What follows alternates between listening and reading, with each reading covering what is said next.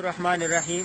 یہ ایک شوکیس ہے بنا ہوا شیشے کا، اس کے اندر یہ ایک ٹوٹی ہوئی گاڑی رکھی ہوئی ہے۔ دیکھیں یہ حضرت ایوب انصاری رضی اللہ تعالیٰ عنہ کا مزار ہے، وہ پیچھے بالکل پیچھے یہ دیکھیں حضرت ایوب انصاری رضی اللہ تعالیٰ عنہ کا یہ مزار مبارک ہے۔ یہ دیکھیں حضرت ایوب انصاری رضی اللہ تعالیٰ عنہ کا مزار ہے، اس کے سامنے ترک حکومت نے بہت بڑی جگہ بنا کے شیشے کے اندر یہ ایک گاڑی رکھی ہوئی ہے۔ یہ اس طرف سے گاڑی بالکل ٹھیک ٹھاک ہے، یہ دیکھیں بالکل ٹھیک ہے، اس طرف سے گاڑی بالکل صحیح ہے، ادھر سے بالکل صحیح ہے۔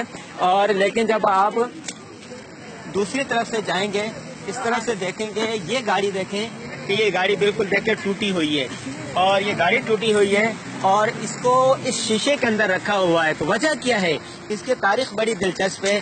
اس کی تاریخ یہ ہے کہ جب طیب اردگان کے خلاف بغاوت ہوئی تو لوگوں نے بغاوت کو کچلنے کے لیے اپنی گاڑیاں جو تھی وہ ٹینکوں کے نیچے رون ڈالی، ٹینکوں کے نیچے دے دی تاکہ گاڑیاں ہماری تباہ ہوتی ہوں تو ہوں، ہماری جانیں جاتی ہوں تو جائیں، لیکن یہ جو ہے نا یہ بغاوت ناکام ہو۔ تو طیب اردگان نے اس یادگار کے طور پر اس کو رکھ دیا۔ اس کے مالک کو جب یہ کہا کہ بھائی تمہاری گاڑی کا نقصان ہوا تم اس کی قیمت لے لو، اس نے کہا کہ میں نے یہ جو قربانی تھی یہ قیمت لینے کے لیے وصول نہیں کی تھی، اس کی قیمت مجھے اللہ تبارک و تعالیٰ دیں گے۔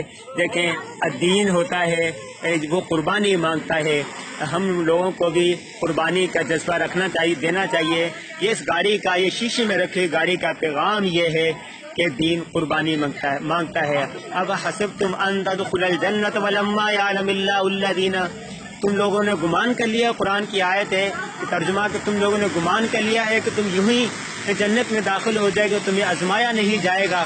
تو دیکھیں اور طیب اردگان حکومت بھی قدردان ہے۔ حضرت ایوب انصاری رضی اللہ تعالیٰ عنہ کے مزار بھی یہاں سے مزار کے یہ گنبد محراب گنبد نظر آ رہے ہیں، اور سامنے یہ ہے اللہ تبارک و تعالیٰ جتنے بھی شہید ہو گئے تو ان کی مغفرت فرمائے اور ترکی کو عالم اسلام کا قلعہ بنائے۔